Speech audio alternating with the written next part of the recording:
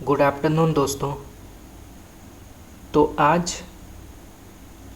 Hindi grammar का एक अत्यंत ही महत्वपूर्ण विषय समास के द्वंद्व समास से जुड़े 100 महत्वपूर्ण शब्दों की चर्चा करेंगे जो ज़्यादातर प्रतियोगी परीक्षाओं में पूछे गए हैं और पूछे जा सकते हैं। यह अत्यंत ही महत्वपूर्ण टॉपिक है।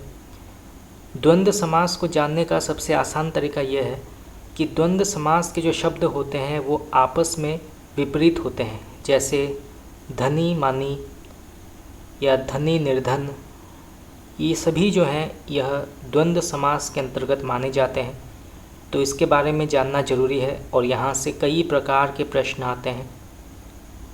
तो चलिए शुरू करते हैं। तो सबसे पहला शब्द आता है धन दौलत। तो धन दौलत का तात्पर्य है धन और दौलत। इसके बाद आता है धनी मानी। तो धनी मानी का तात्पर्य है धनी और मानी। इसके बाद आता है धनी निर्धन।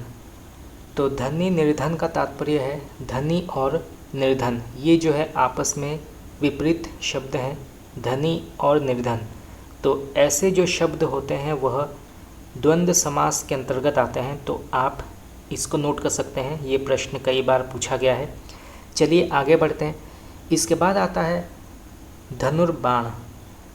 तो धनुर्बाण का तात्पर्य है धनुष और बाण।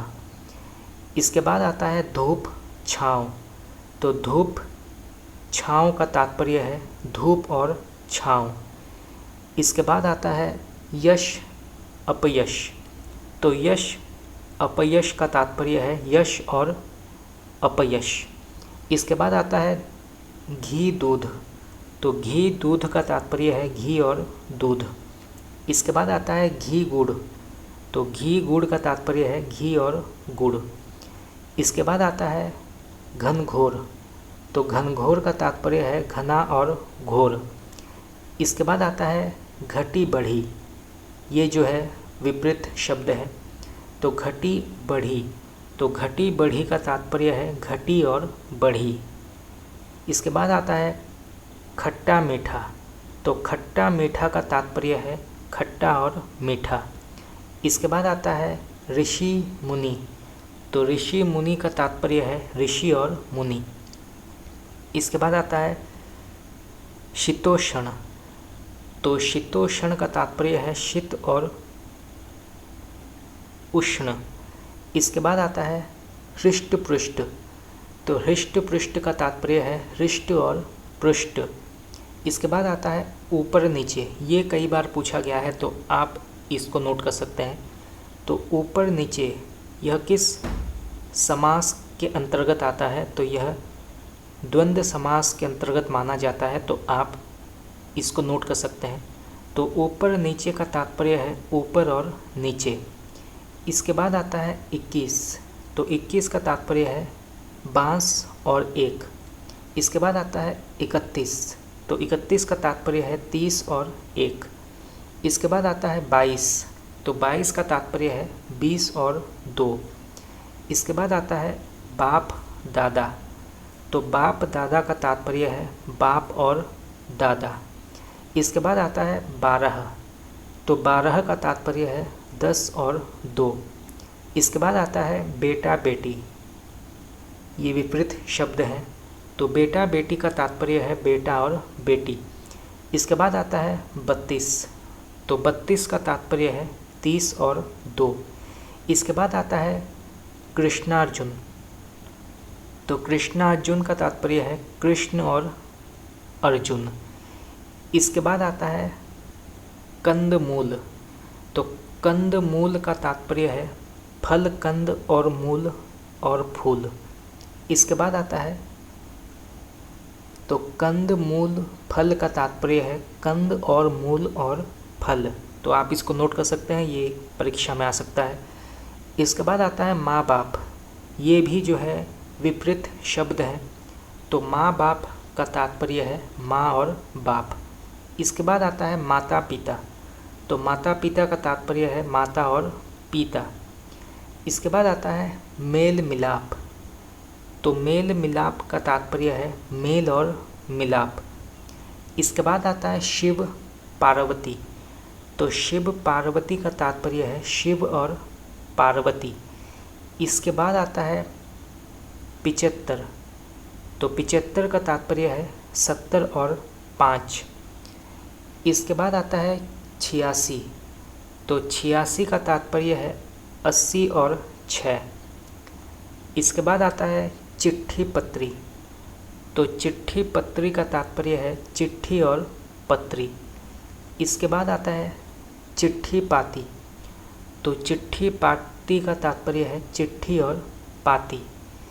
इसके बाद आता है 93, तो 93 का तात्पर्य है 90 और 3। इसके बाद आता है 53, तो 53 का तात्पर्य है 50 और 3। तिल चावल, तो तिल चावल का तात्पर्य है तिल और चावल। इसके बाद आता है हरिहर, तो हरिहर का तात्पर्य है हरि और हर।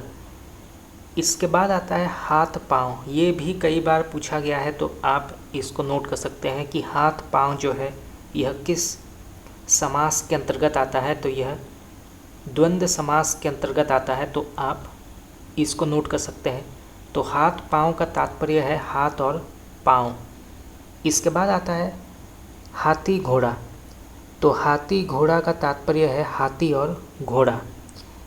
इसके बाद आता है हाथी घोड़ा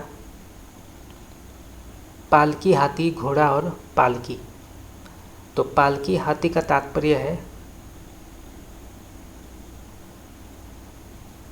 हाथी घोड़ा, पालकी हाथी घोड़ा और पालकी। इसके बाद आता है हानि लाभ, यह भी जो है एक विपरीत शब्द माना जाता है, तो हानि लाभ का तात्पर्य है हानि और लाभ, और ये भी कई बार पूछा गया है, तो आप इसको नोट कर सकते हैं।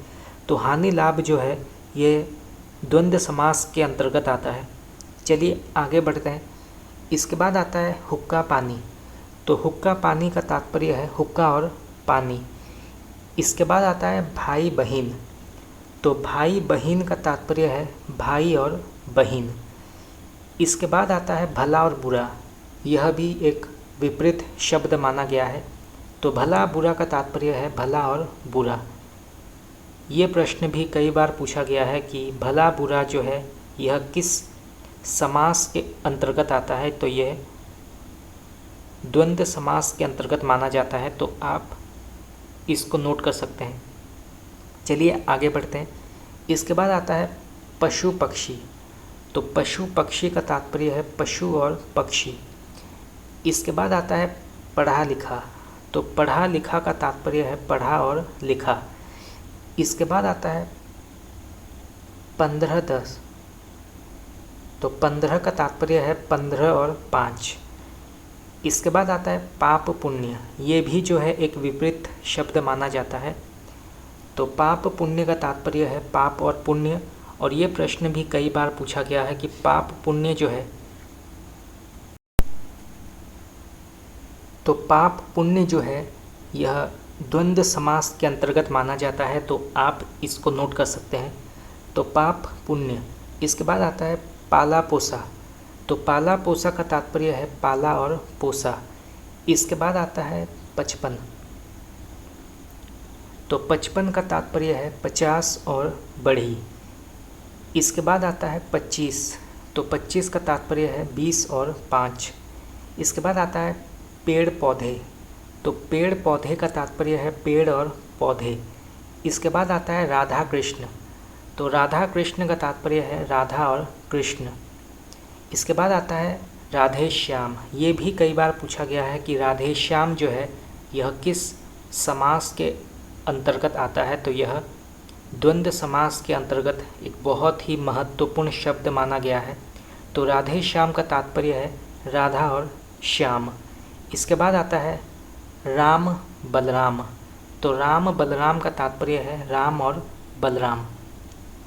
इसके बाद आता है राम कृष्ण, तो राम कृष्ण का तात्पर्य है राम और कृष्ण। इसके बाद आता है राम लक्ष्मण, तो राम लक्ष्मण का तात्पर्य है राम और लक्ष्मण। इसके बाद आता है रात दिन, तो रात दिन का तात्पर्य है रात और दिन।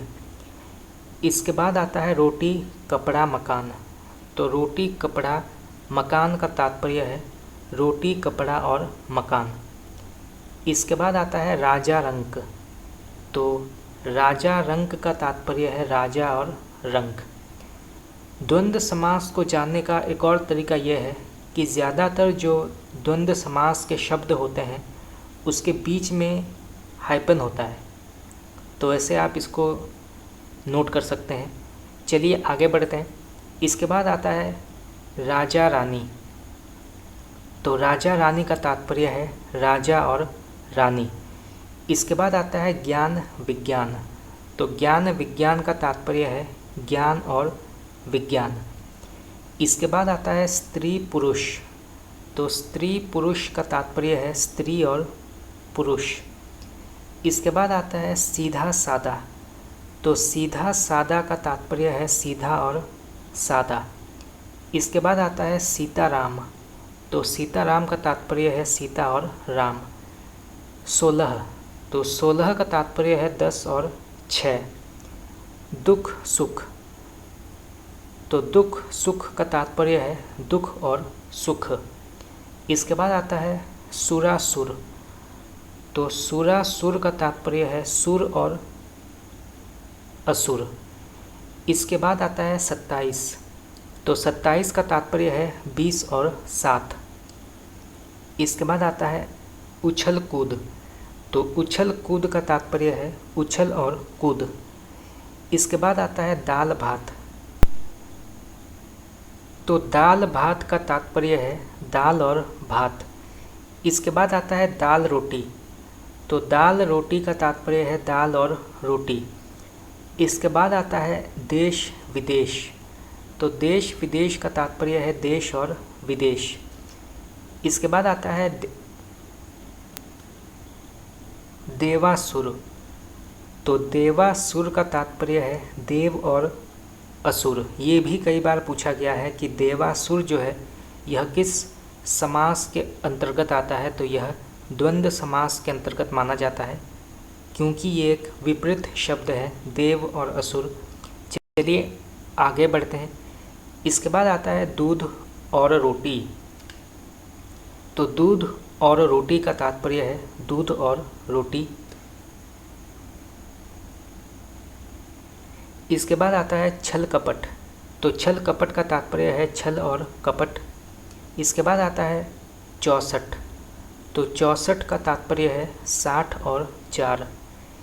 इसके बाद आता है 14, तो 14 का तात्पर्य है 10 और 4। इसके बाद आता है 44, तो 44 का तात्पर्य है 40 और 4। इसके बाद आता है चलता फिरता, तो चलता फिरता का तात्पर्य है चलता और फिरता। इसके बाद आता है फल फूल, तो फल फूल का तात्पर्य है फूल और फल। इसके बाद आता है 43, तो 43 का तात्पर्य है 40 और 3, तो 43 का तात्पर्य है 40 और 3। आप इसको नोट कर सकते हैं, ये भी कई बार पूछा गया है। चलिए आगे बढ़ते हैं। 13, तो 13 का तात्पर्य है 10 और 3। इसके बाद आता है तन मन, तो तन मन का तात्पर्य है तन और मन। इसके बाद आता है तन मन धन तन, तो तन मन धन तन का होगा मन और धन। इसके बाद आता है जन्म मरण, तो जन्म मरण का तात्पर्य है जन्म और मरण। इसके बाद आता है जला भुना, तो जला भुना का तात्पर्य है जला और भुना। इसके बाद आता है जलवायु, तो जलवायु का तात्पर्य है जल और वायु।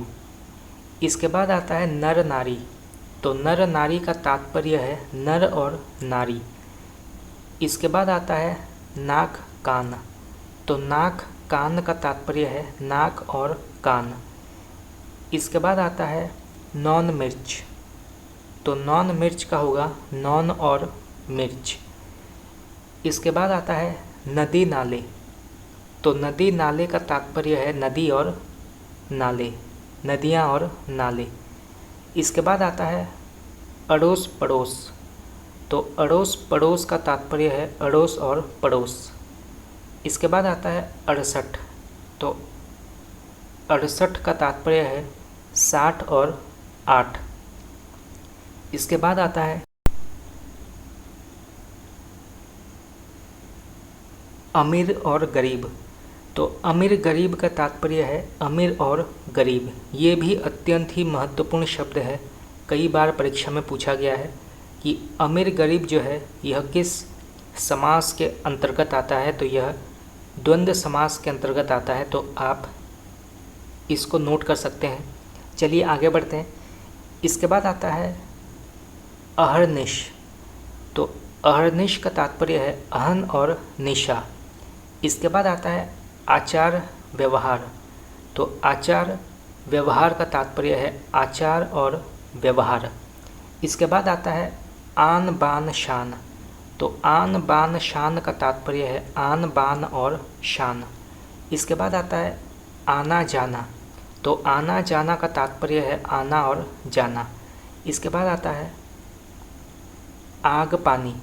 तो आग पानी का तात्पर्य है आग और पानी। यह भी अत्यंत ही महत्वपूर्ण शब्द है, कई बार पूछा गया है कि आग और पानी जो है यह किस समास के अंतर्गत आता है। तो यह द्वंद्व समास के अंतर्गत माना जाता है।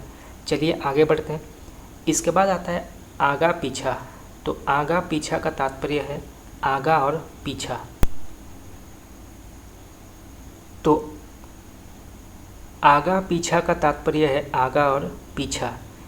इसके बाद आता है अन्न जल। तो अन्न जल का तात्पर्य है अन्न और जल।